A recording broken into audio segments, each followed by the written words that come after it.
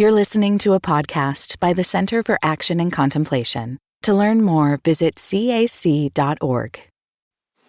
Greetings. I'm Jim Finley. And I'm Kirsten Oates. Welcome to Turning to the Mystics.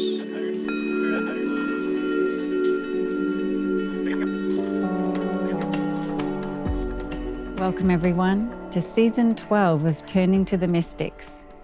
And I'm here with Jim, and I'm excited to announce that we'll be studying Practice of the Presence. And this is the work of Brother Lawrence. So the full title of the book we're going to be using is Nicholas Herman, Brother Lawrence of the Resurrection, Practice of the Presence, a revolutionary translation by Carmen Acevedo Butcher. And Carmen is a new faculty member at the CAC, so we're very excited to be able to use this beautiful translation of Brother Lawrence's teaching. So, Jim, I want to welcome you here to our first episode for Season 12. Yes, I'm looking forward to this series. I like Brother Lawrence so much, yes. Yeah, well, please tell us more about our new mystic. Yes. Well, as always, we'll start by sharing what we know of Brother Lawrence historically, who he was historically, to help us understand who he is spiritually. And I like to suggest, too, that there's a lesson in this for all of us. Who we are historically will all be dead soon. In other words, we're in time. So in time is who we are historically is going to be who we were historically. But when we die, there shines forth who we eternally are. But who we eternally are is even now who we eternally are in time transcending time. And that's really a way to poetically understand the mystical intuition of ourselves. So these are like the autobiographical foundations of his awakening, which then helps us to look at the autobiographical foundations of our own awakenings. So Brother Lawrence was born in France in 1614, where he lived until his death in 1691. And at that time in France, in the social order, there was the elite class at the very top, the very wealthy. There was in the middle, would be analogous to middle class today, and then the poor. And the poor in his days were extremely poor, and he was born into that. So he was born as a common laborer. So he was born into that, the hardships of poverty was his life. Adding to the challenge of his life, it was in the midst of the 30 Years' War. And the 30 Years' War was kind of a complex war around a number of countries in Europe. And France was involved in that, was part of that 30 Years' War. And so it added to kind of the crisis of the age, or the trials of the age. And another big factor of the 30 Years' War is increased famine from the 30 Years' War. So there was a lot of famine and people not getting enough to eat to stay alive and so on. So he had to deal with that. At 18 years old, in the midst of this, he has a spiritual awakening that changed his whole life. But it didn't change the ongoing details of his life, but it radically altered or metamorphosized his experience of his day-by-day life. And he shares a story that when he was 18 years old, he's looking at a tree. And in the tree, you get the sense that while looking at the tree, he becomes more present to himself. And his awareness of his oneness with the presence of the tree. It's like a contemplative moment. And in his heightened awareness of himself and the presence of the tree, the presence of God shined forth and accessed his heart. So in the looking at a tree, there's this mystical awakening of the presence of God in the ordinariness of a tree. And what's interesting about this, too, as we go through this session, is looking at our awakenings. And also, I think, an interesting insight with him to get a feel for his spirit. You don't get the feeling that there was rapture. You know, like Teresa of Avila, for example, she'd go into ecstasy, and that Mictel de Magdeburg and these different mystics. You get the feeling more that it wasn't rapture, but it was the depth to which that quickening touched him and accessed him in a very delicate, subtle way that just stayed with him. And I think that's true of us sometimes, too, when we look back at our own awakenings. Sometimes they are emotionally very intense, but often they're not intense at all. It's like a quiet luminosity. It goes very deep that we can't explain. And this happened to him at 18 years old. At 19 years old, a year later, he joins the military. And Carmen points out in her commentary, this historical study, we really don't know why exactly. It could have been out of a patriotism of wanting to be part of that, but it could have been also just have something to eat. He could have been starving. And so he was in the military at 19. And there was two things there that really was a hardship for him. One is the things that he witnessed there in battle. Later, he had PTSD from it, like the trauma he was exposed to. And also, he received a very serious wound in battle in his leg, from which he was discharged from the military. He couldn't be in the military anymore. But he carried the wound in his leg for the rest of his life. Another thing is true with us, I think, in insight, is that there can be an illumination, and that illumination continues to quietly disappear when there's pain. But sometimes that's not what happens. Sometimes the internalized awakening kind of shines and sustains us in the pain itself, like an intermingling of pain and awakened liberation. After he left the military, discharged with the wound, what's very interesting about him is he became a hermit. And he was in the hermit. He shows you how he was quickened in the presence of God with the tree, or just his own devotional sincerity. So just like the desert fathers, it's almost like a light when I was in the monastery, the cloistered monastic life. So there's like a hidden life of seeking God and believing that fidelity to that hidden life of seeking God touches the whole world in ways we don't understand. And so he went to the solitary life, which shows you the kind of the interior seriousness for him of the presence of God and how to go deeper into that. But he couldn't stay. He couldn't do it because he kept getting flooded in his mind with images from the war and so on. So he left the hermitage. And there's another lesson we're going to see in him, which really, what we like about him is his lessons are the lessons of our own life. That very often the things we sincerely venture into, whatever it is, and it doesn't work, whether it's a spiritual process or a marriage or a career, and it doesn't work, sometimes the fact that it doesn't work is like a providential turning that's leading us along the path that we don't understand yet this way. And so he leaves. And in the next stage of his life, he becomes a footman. And I didn't know about this, and Carmen, in her book, she explains it. So in the mansions of the elite, the footman was the butler's assistant. So they had the butler, and then you had the footman. And so he did menial tasks in the house of the elite as the kind of the assistant to the butler. But he said he didn't do well at it because he kept breaking things.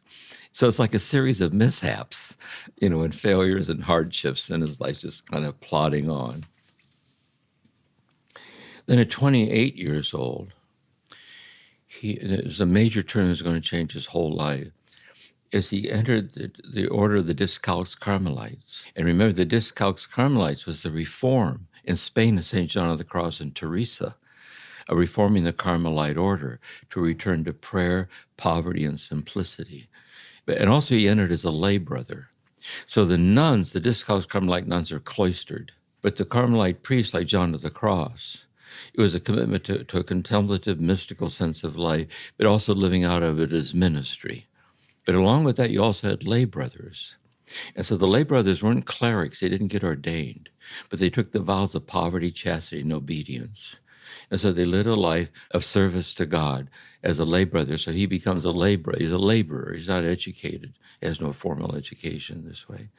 And in the life as a lay brother, then he was immersed in a day-by-day life of silence, scripture, liturgy, prayer, service, which was a cultivating culture in which he could deepen the experience of God's presence in his life this way in the monastery.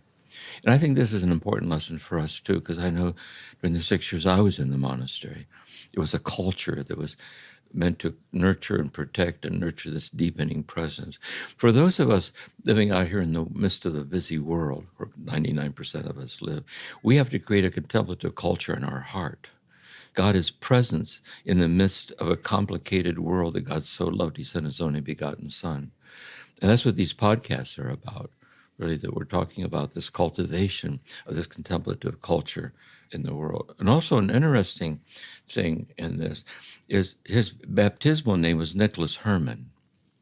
When you take your vows in an order as a priest or lay brother or nun, you're given a new name. So this is where he becomes Brother Lawrence of the Resurrection. And that's how he comes down to us in history as Brother Lawrence. And in the monastery, where he worked as a lay brother, he worked in the kitchen as a cook. And we're going to see what's at the heart of his teaching. This is what the whole thing kind of moves on, is that just as he was, put it this way, there's the presence of God. Then there's the presence of God being poured out in an ongoing, creative, self-donating act, presencing itself as the presence of ourself, the presence of others, the presence of all things that are nothingness without God. So that's this transsubjective presence of God, presencing itself in the presence of what is. But what happens is when that divine ontology shines through into experience. See, that's what happened with the tree. See, we experience the transsubjective divinity of the immediacy of ourselves as an experience. Next, that experience comes like a flashpoint touch. But then what happens is a longing to abide there. And that's the teachings of Brother Lawrence. The moments where we're quickened are not moments where there's something more is given, because the infinity of God is infinitely given, infinitely as each moment. But rather in these flashpoints are curtain parts, and we momentarily experience the presence of God that is the reality of every moment of our life, including this moment.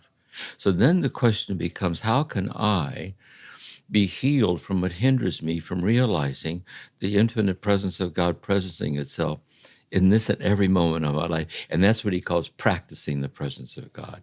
See, we practice it. So it's the cultivation of a metamorphosis of opening our heart to an ever more underlying habitual state. And what's interesting for him, it isn't so much the focus on prayer. He does talk about prayer. We'd be looking at it.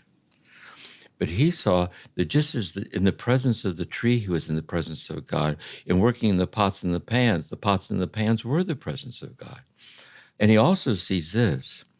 He also sees that his longing to deepen the presence, that the presence of God is given to him as his longing. So his very longing for the presence of God is the presence of God as longing, and it's longing as is present in the pots and pans in the kitchen of the day, the holiness of the day by day. This way, this is a big thing for Brother Lawrence. And this is what makes him so accessible to us, because we're in the midst of a day by day, and we're in the midst of a longing. And the longing, I think, is what inspires us to want to listen to these reflections. The very fact we want to listen to it, it embodies our longing. And so how do we learn to become more habitually aware of the presence of God shining out everywhere in the ordinariness of the situation at hand? It's another interesting thing that he shares. So all the years that he was the cook, he didn't like it. He didn't care for it, but he humbly did it. So how could we find the presence of God shining out and not liking it? That God just isn't present in what we like, but also God's unexplainably present in what we don't like. The presence of God in every aspect of our life, in the ordinariness of ourselves. And what's interesting, too, we're going to see in Brother Lawrence, very big, is that he talks about how he practiced this presence of God, especially since entering the Carmel. He said he's been doing this all of his life, just practicing this presence of God, these very poetic, beautiful. And then he adds, just kind of like, by the way, I always have been practicing the presence of God, but I've been practicing it poorly. See, that's so good. See, we get disheartened, we're not doing it well enough. But what if practicing it poorly is poverty of spirit, in which God is present in the very poverty of trying to be sincere with what we're not able to live up to. And that's, he's constantly closing the circle in the intimacy, or it's already fully present just in where we are rather than someplace we're trying to get to. Brother Lawrence then carries his way through his whole life. He carried the wound all the way to his whole life and died. And so what we're going to be looking at are his teachings. And to see this kind of like a transparent simplicity of the presence of God, which shines so that as we listen, he's mentoring us that we can sense the transparent simplicity of God in the very act of listening, the very act of living our life. So that's my sense of Brother Lawrence, why I think he's so delightful, really. Yeah. What a beautiful introduction. I love the little lessons along the way. Jim, I'm curious about a couple of things. One is just back in that age, spirituality was just more centralized. Would that be correct? So the culture was centered around Yes. different to today. Well, I would say this. We're right at the cusp of the beginning of the Enlightenment period. But really, basically, the ethos of the culture was a religious collective understanding of the sacredness of life itself. And that's why it made sense to have monasteries and hermits around and religious communities living the consecrated life in service to the world, because that's how they saw their faith. And so for us, for example, we don't live in a culture like that. Our culture is much more of a secular culture. And that's why we're bringing the presence of God. That God is completely present in the midst of the secular culture, because we're God's beloved, living in the world that God so loves. Yeah, because it's interesting that at such a young age, he had such a deep spiritual experience, but he would have grown up in a culture that was much more reflective on religion and spirituality. And I think so too. Another thing I think about being so young, about the awakening, is I think also in the talks we'll be looking at our own awakenings. See, how has it come to pass that we've become the person that's capable of being sensitive to such things? Like, how did this happen? And we look back, and sometimes the awakening started when we were children, like all moments. But it takes a while to keep growing into the far-reaching implications, like we have to grow into what was given to us. So that's true. He was young and he had to grow into, just like we do. Also, this sense of like his life was really hard, and that the stark class system, he would have been seen a certain way within the culture, kind of a less than person. Very much so. And there's another lesson for us in our culture with the poor. Like right now for me, for example, I live here at the ocean. I feel privileged to live here. I lived here for years with Maureen, looking out the window at the ocean. But it's very expensive here. But going up the street are people going through the trash cans looking for bottles and cans to cash in so they can have something to eat today. So you always have this interface of the street people, of the poor. And sometimes what we're looking to find is sometimes it's the person going through the trash can or the poor could be a mystically awakened person.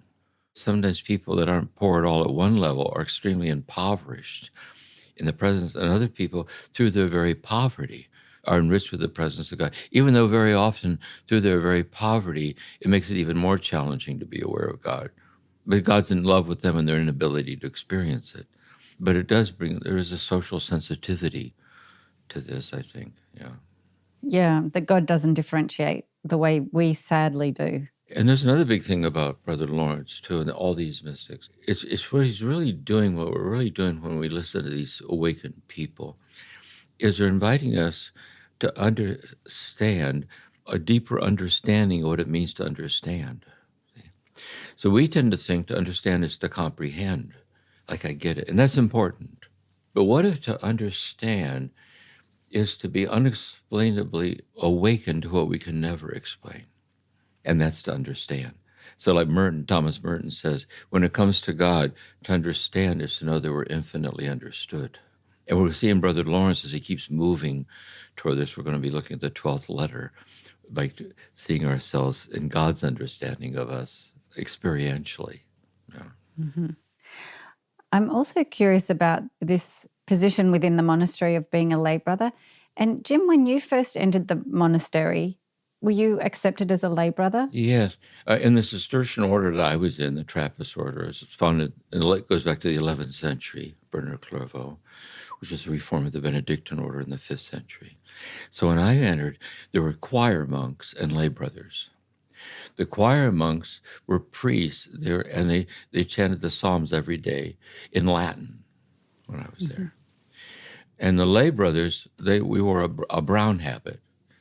And so their life was a life of seeking God in silence, prayer, and study, like the study of the scriptures, the traditions, and so on. The lay brothers was to seek to live a life in silence and prayer, seeking God in service to the community and manual labor. So I entered as a lay brother.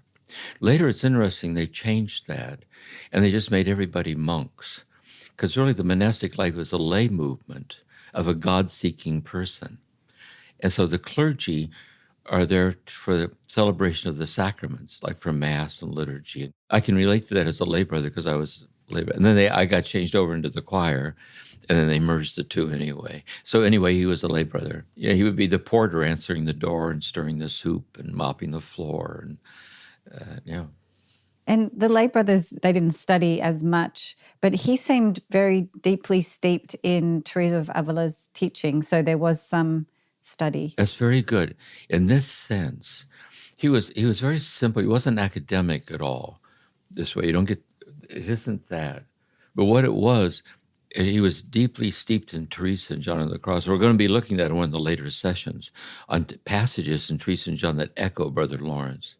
And we're also going to be looking at how he very closely echoes Meister Eckhart, which is the mystical life in the midst of the world, the path of detachment. But here's the thing about Brother Lawrence, I think. When he read Teresa and John, he wasn't reading it for the theology of it, but he read it in a way where he was struck by the beauty of what they were saying, because it was the beauty of God which he himself experientially knew. And so they were helping him put words to or bear witness to what he himself was seeking in his own life. That's what we're doing in these sessions. They're not academic at all, because the mystic teachers didn't intend it to be. There is a theology of it, and some of them knew that theology, some didn't. But what we're talking about is it's in our heart, like the way of a pilgrim, like in the sincerity of devotional love of God. And our longing for God, which is an echo of God's longing for us, experientially realized.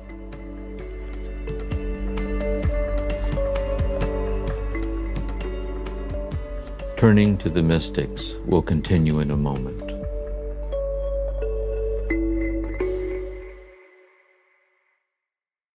What do we do with Christianity? Join us this fall in person or online for a 3-day event that asks this question and more. Let's rethink how the Christian contemplative tradition can help us meet this moment in time with clarity, courage, and compassion at Revision, our new annual fall conference series, happening October 24 through 26 in Albuquerque, New Mexico, or online. Hear from CAC faculty and special guest speakers in the first of our Revision conference series. Register today at cac.org/revision. That's cac.org/revision. One of the things I love about Brother Lawrence and Practice of the Presence is its simplicity. So when I think of his teachers like Teresa of Avila and John of the Cross, there's a lot of complexity to their teaching, which is wonderful in its own way. But this just hits a very different note. And I love that it's unique and simple, but draws from those deep wells and complex nuance teaching that Teresa and John of the Cross offered. Yes, I think that's so true. I can see where there's a contribution that Brother Lawrence makes in the simplicity, which is a kind of an infinite simplicity of presence. Because what John and Teresa and Eckhart and the other mystics do, they make explicit the nuanced layerings of aspects of the journey that we all go through. And they're real. See? So it can be very helpful to read that. So, for example, Teresa of Avila, to choose just one example, she'll say sometimes when we're sitting in quiet meditation and prayer, she said we can enter into a state of absorption. Absorption is a semi-voluntary quiet fascination. She said it's not divine union, but it's the condition in which union occurs. That's a lovely insight.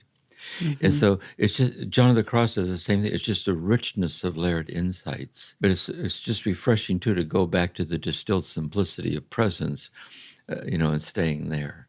Yes, they're very complementary. Yeah. That's what I like about it. Because Teresa and John of the Cross give you a real sense of development, that even when you're touched and have these quickening moments, there's a lot of development and different phases. And yeah. That's true. That's Teresa and John's own way of being simple. And this, for just one example, at the end of the interior castle in the seventh mansion, which is this mystical marriage state that she was in, this is how she ends the book.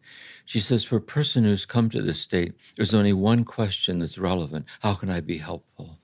And it swings around to simplicity, And John of the Cross has passages like that too. So you're right, they're complementary to each other. Really complementary. Way. Yeah, because it's almost like Brother Lawrence's practice is, how can I be helpful? And how can I have a practice that helps me be helpful? Yeah. Years ago, I used to go to this retreat house in Kansas, Concordia, Kansas, out in the farmland. I was giving a contemplative retreat. And I would go into the kitchen where I would get coffee, and I would talk to the cook. And I asked the cook, who was doing the meals for the retreat house, if she was able to listen in to hear the talks. She said, no, I don't listen to talks like that at all. She said, I'm cooking. And years later, I went back, and there was a picture of a woman who was given an award for food distribution to the poor, and it was that cook. You know what I mean? So her being the cook was the simplicity of service.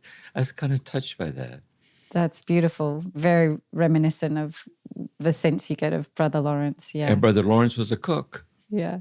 Who cooked with all his heart. He cooked with all of his heart. Exactly. Yeah. He did. Yeah. Yes, it's amazing to remember that Brother Lawrence was just a lay brother and a cook. He was never asked to be a teacher.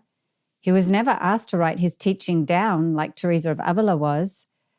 But he had such a profound impact on people that we're reading his words today. But there's something else you're saying, too, I think is important. Remember, one of the mystics that we talked about was Michtel de Magdeburg, one of the Beguine women. And the Beguines led a very simple life in the world. And a lot of them were women who like deep prayer. So when she wrote her journals, she was writing on her diary like this, where she says that she asked God, what do you want of me? And God says, I want you to let me rest weightlessly in your soul. That's beautiful. See? And so someone reads it, and they go, my God, this is beautiful. And they copy it. Here's Brother Lawrence, and we're talking about it now. Yeah. Because it's timelessly beautiful. And that's just something about the timeless beauty of our own life, lived at this level of sincerity and vulnerability and gratitude. So after Brother Lawrence died, Joseph of Beaufort took on a project of pulling as much of his teaching together that he could find to share with others. And he found the teaching in letters he'd written, in journal entries, and then Joseph himself had written notes after their conversations. He pulled this all together into a book, and then Carmen took that original book and also included other pieces that were relevant, things like the eulogy that Joseph of Beaufort gave at Brother Lawrence's funeral. So the book is beautiful. It has all these little touches of Brother Lawrence's sharing. There's spiritual maxims, which are sayings of Brother Lawrence that they found in his journals. There are the letters. There are notes from the conversations. So it's just a lovely gathering together of ways that Brother Lawrence had touched people. But what's amazing about it is that Brother Lawrence never intended to create the book, and he never saw it come together in his lifetime. So I wonder what he'd think about it. Yeah. I think if he saw it, he'd be surprised and pleased. Yeah. Like, I'll be damn, wow. It's pretty bad. I think I'll read it myself. So I think you're right. It's the gathering up of something. But I also think with all these mystics, too, these mystic teachers, they were sharing, they wanted to let God speak through them, of how those that listen to it might be awakened to this, to pass on the contagious energy. But he himself would never have. So people gather, and we're so grateful they gather it up, and hand it on. So, here we are. Yeah. What's interesting to me about that is you've so often talked throughout the seasons about, everyone can have these mystical experiences, and some people have the charism of becoming a teacher, but there's many, many people out in the world living a mystic life, and they just share it differently. And so what you see is that he has the impact that, a mystic has on people's lives, So I think it's a wonderful encouragement for those of us who aren't called to be teachers to know that God's presence shining through our lives in whatever the act is that we're drawn to does have an impact, that God's presence impacts the world, and we can trust in that. Yeah, I think that's really important. There was a Israeli Jew who did a collection of essays interviewing spiritual teachers. And he interviewed me. And they were great questions. The question was, he says, who's your teacher? And what did your teacher teach? And what do you experience is happening when you're teaching? And how does it feel to see that people see you as a teacher? So people see me as a teacher. I'm doing it now. But I didn't plan to be a teacher. So I think some people are given not just the awakening, but they're also given the charism of communicating the awakening. But the vast majority of these interiorly awakened people aren't called to be teachers because it's anonymous. It doesn't draw attention to itself.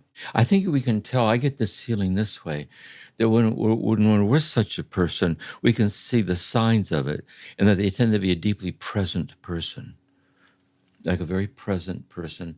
And there's this kind of quiet inner clarity about them and a self-acceptance. There's certain qualities, but they're just, living the divinity of the ordinariness of life, which is how the vast majority are asked to live it. Yeah. Mm-hmm. Here's another thing I think also. Sometimes when we're very young, in the presence of a spiritually awakened person, we're awakened. Then later in our life, God uses that as the ways that we serve. Do I mean it like ripens into an unexpected kind of space? Well, in a way, you meeting Thomas Merton and then your first book being kind of a sharing of what you learned from Thomas Merton, is an example of that. Yeah. In Carmen's book, Practice of the Presence, there's a eulogy by Joseph of Beaufort, and you get a real sense of his connection and admiration. So it also shows the beauty of spiritual friendship, how deep that is. And there's another thing about it too, I think, and that is the beauty of that eulogy is that that's what I mean, who the teacher was historically. The teacher's dead. But in the priest giving the eulogy, you can tell Brother Lawrence isn't dead to him. And he's aware of the eternality of Brother Lawrence. And that's why when we read it, the beauty of the eulogy is the beauty of our own deathless nature as the beloved that way. Yeah. Yes, it is clear that he was very touched and committed to getting his work out. And you know what that reminds me of too? The maxim, these spiritual sayings, we'll be looking at them in this session, is they weren't found till later after he died. They were discovered later. And what it reminds me of later, and as we keep going through the seasons, we did T.S. Eliot, Four Quartets, The Poet is a Mystic. We're going to do Emily Dickinson. So it's interesting, during her life, she lived this completely anonymous life. It was not till after her death, they found these hundreds and hundreds of poems that she wrote.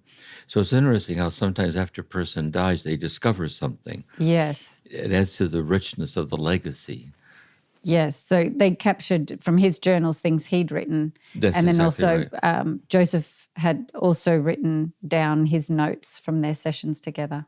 John the Cross does this too with maxims, like saying, like distilled essences. Like how would I distill it out in a kind of poetic succinctness? John the Cross, he does that also. Yeah. Mm-hmm. Yeah. When did you first come across Brother Lawrence? Well, like all these mystics that we're sharing, I was first introduced to Brother Lawrence when I was in the monastery, because Thomas Merton, in his talks to us, would quote from these passages from these classical texts, the mystics that we've been studying this way. And Brother Lawrence was one of those mystics that he touched on. And so in the monastic library, I got my volume of Brother Lawrence, an older incomplete translation. It's not the one that has the maxims in it. And just loved him right away for reasons we said, for how transparently simple and directly experiential he is. And so he's always been one of these guides for me. So it's delightful to be able to share it here with the listeners. Yeah. So you continued to turn to him beyond the monastery. He's one of your go-to kind Yeah, of... all these mystics. In my library throughout the years, I keep going back. Mm-hmm. The interesting thing about these mystics, you could open any page and read the paragraph out loud, and everything they say is it. And you also get the feeling there's a certain book that you'll never finish because it's endless. Do you know what I mean? It's timeless, and they're treasures. And so that's what's so beautiful about passing this on, these treasures to the listeners, that they can walk with these richness in their own life. And it's a gift. One thing I wanted to point out that's interesting about Carmen's translation, she knew how grounded in the Trinitarian idea that Brother Lawrence was very grounded in the idea of Trinity. And so when she refers to God in the book, she uses the word they, referring to God as this Trinitarian dimension. And so that's quite unique. I've never read a book. I've heard God referred to as he, sometimes as she, sometimes as God, but this translation uses they. So it's quite provocative when you're first reading it and getting used to that. We'll be exploring this in one of the sessions. This is key. They, like Father, Son, and Holy Spirit, the persons of the Trinity. I like Romano Panikar, the Trinity is Christ's mind. Because he says sometimes you spoke of God as Abba, Father, and sometimes he who sees me sees the Father. And I'm going to send the Spirit. But here's the person. Each way of saying it is incomplete without gathering up the other ways of saying it. So, for example, you can't count the persons of the Trinity. There are not three persons in the Trinity. There's not three of them. They're transsubjective presences because God is one. And what's really profound, and we're going to see this in Brother Lawrence, it isn't just that they're transsubjective presences, in which the Father is eternally expressing and contemplating himself in the Word, but also the transsubjective presences in the God the Father is eternally contemplating us in the Word. It's who we are hidden with Christ and God before the origins of the universe. So in one of the letters, Brother Lawrence is going to say, I place myself in their mind. That is, I place myself in the mind of who I was before the origins of the universe. So we're talking about that. It just raises the mystery of that. Yeah. Yes. And what I hear you saying, Jim, is that none of these words are really adequate. If you use they, if you use he, if you use she, if you use God. I like in the Greek Orthodox tradition, too, they're very big, an antimony, is that what happens really is that in the Trinity, the mind reaches an impasse and you can't go on. But in the impasse, if you stay there, you drop down into a deeper level of a unit of realization of the unexplainable. Because as soon as we try to explain it, it's like being deeply in love with someone and trying to explain to another person about who the beloved is to you that would do justice to who you know them to be and your love for them. You can't say it. And so this is what we're always trying to do. We're always trying to move away from talking about it into the words that bear witness to the unexplainable immediacy of it. Knowing there's no it to it. It's not objectifiable. Yes. It's this presence. Yeah. Which is we can't capture it in an objective word. No, we can't capture it. But what we realize is we're just delighted that it's captured us. Yeah. You know what I mean? It's taken hold in our heart. We're so grateful that it caught hold like that. Mm-hmm. Well, I found it quite refreshing to have this different word in place because especially with the patriarchy of the church, the historical patriarchy of the church, that the word he can be, kind of a bit challenging for many of us. And so, it was just very refreshing and kind of provocative. And it made me think what word would I if they doesn't completely capture it for me or he doesn't, is there a word that I'd pop in there that would really resonate for me? But so I enjoyed that in the reading. Me too. I would touch on this too. In the session we'll be looking at this, is that, there's no neuter personal pronoun in English. There's feminine or masculine. There's no neuter. And it's not it either because God's not a force like gravity. Mm-hmm. So we're forced into this language, a personal pronoun he, she. So God is neither male nor female because categories don't apply to God. Right. And yet God is is the infinity of the masculine and the feminine, because God eternally contemplates and is the origin of the feminine. But the problem is, due to the patriarchal nature of society itself, it got into this patriarchal, male-dominated thing. Today, we're in the spirit of moving towards a more androgynous language, a more androgynous understanding of this. So, but not to say that God is a gender category that we're looking for. And that's the point. I think that's what we want to make clear, yeah. Because it's uncategorizable. It's the infinity that is the reality of every category. Every category. But it's not reducible to any category. And in a way, what Brother Lawrence is saying, and that's us, we're not reducible to our categories. Yes. Either. And if we had to write that every time we were going to try and use the word God, it'd be hard to read the text. So it'd be extremely hard. If there was a footnote in red at the bottom every time we said it, the book would be 3 times as long and ponderous. It's true. Yeah. I do just want to add that this book by Carmen is very accessible. I think it's probably one of the most accessible books we've done across the seasons. And I really enjoyed learning more about Brother Lawrence's life. Carmen weaves that in beautifully throughout the book. I think also another big thing about it, you say, like right now, I couldn't speak this way and you couldn't speak this way with me. It weren't for the fact that you and I are both present. We're not distracted. We're not off somewhere else. What's interesting is we're present. And then what Brother Lawrence is saying, yes, we are present, true. But the infinite presence of God is presencing itself as the simplicity of our presence and our nothingness without God. And so he's so stunningly simple. The way I put it, too, is like he plays a violin with one string on it, which is presence, but it ends up being the whole orchestra, because that presence itself is an all-inclusive thing that contains and transcends all the categories that are being present. And he just stays there. And that helps us to stay there. Mm-hmm. And that's why I say, too, that this mystical path is not trying to find our way to some ultimate goal we might reach, but how learning from God not to do violence to the fragility of our waiting, because God's the infinity of the waiting itself. Brother Lawrence always stays there. Yeah. So it's quite beautiful, really. Yeah. I think the book reads like little meditations that can guide you into presence. There's another interesting thing about him, which is also about us. It's presence, but he's not saying the same thing over and over. It's endlessly nuanced. That is, every sentence, like it says in the Gospels, I honestly believe that all the books in the world couldn't contain everything that Jesus said. Mm-hmm. So it's kind of like that. And that's us. We're endlessly nuanced, and he carries us along this way.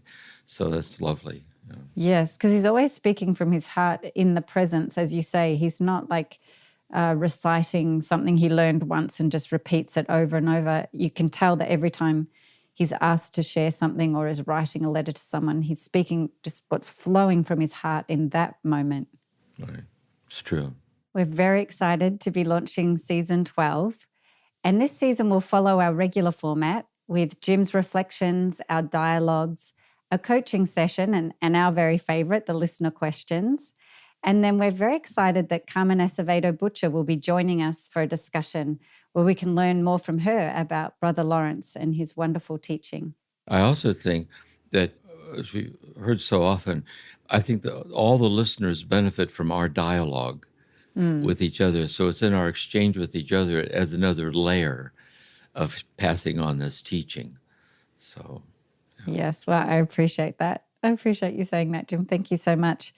So before we close, I just want to let everyone know, if you are interested in getting the book, there will be a link in the show notes to this episode. So make it easy for you. And welcome to season 12. We're so excited and look forward to next time.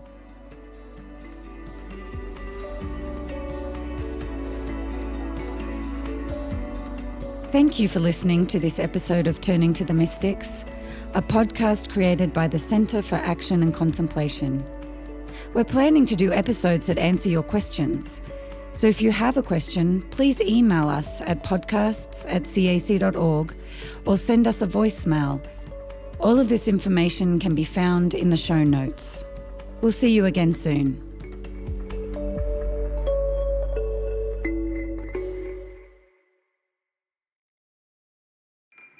Do you feel called to walk a more contemplative path? The Center for Action and Contemplation is an educational nonprofit supporting the journey of inner transformation. Our programs and resources will help grow your consciousness, deepen your prayer practice, and strengthen your compassionate engagement with the world. Learn more about our resources, such as publications, podcasts, email series, and events at www.cac.org.